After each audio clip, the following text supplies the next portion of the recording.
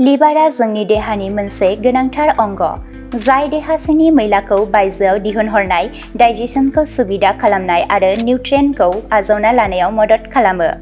बेनिखायनो जों बैफोर जिरादफोरखौल' जानांगौ जाय लिभारनि थाखाय मुलाम्फा गोनां। बबेखानि, गोबां सुबुंफोरा बेनि सायाव गोसो होआ।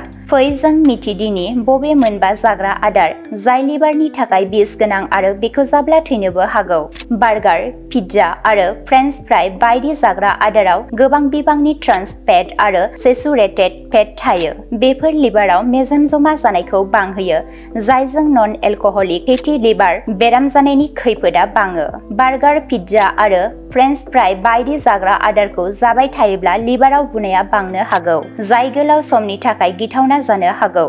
जौआ लिभारनि बयनिख्रुइबो देरसिन सुथुर।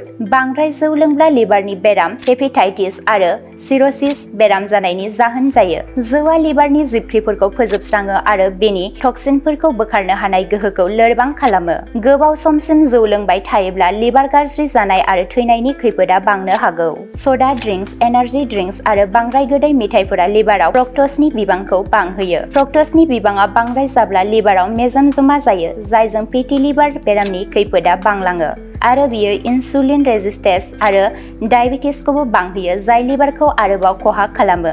गोजा बेदर आरो आबुं फेट गोनां गाइखेर बेसादफोराव गोबां बिबांनि सेचुरेटेड फेट थायो, जाय लिभाराव बुनाय आरो मेजेम जमा जानायखौ बांहोयो। बे जाग्रा आदारखौ बांद्राय जाब्ला कलेस्ट्रलनि थाखोआ बाङो, जायजों लिभारनि सायाव बांद्राय नारसिननाय जायो। बेफोरखौ नेमबादियै जाबाय थायोब्ला लिभारा लोरबां जानो हागौ।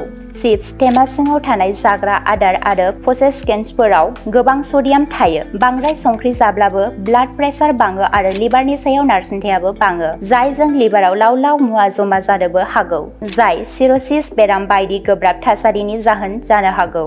आंगो खोनासंगिरिफोर, बे खौरांखौ खालि सांग्रांथि लाबोनायनि थाखायल' फोरमायनाय जादों। गावनि सावस्रिजों सोमोन्दो थानाय जायखिजाया बाथ्राखौ बोजबना लानायनि सिगां डक्टरनि सुबुरुनखौ ला।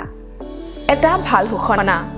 বঙাইগাঁও মেডিটেক এলাইট হেল্থ ইনষ্টিটিউটৰ 2025 আৰু 26 বছৰৰ DMLT laboratory technician, X-ray and imaging technician, ECG technician, pharmacy assistant, dental hygienist, emergency technician আৰু নাৰ্ছিং কেয়াৰ এছিষ্টেণ্ট কোৰ্চৰ নামভৰ্তি কৰাটো এতিয়া চলি আছে।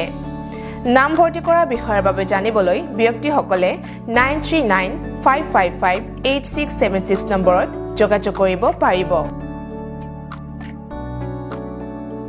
मोनसे गोजोनथाव फोसावथाय। बङाइगाव मेडिटेक एलाइट हेल्थ इनस्टिट्यूटआव इंराजि बोसोर 2025-26 मायथाइनि थाखाय DMLT laboratory technician, X-ray and imaging technician, ECG technician, pharmacy assistant, dental hygienist, emergency technician आरो नार्सिं केयार एसिस्टेंट कर्सनि मुं थिसननाया सोलिगासिनो दङ।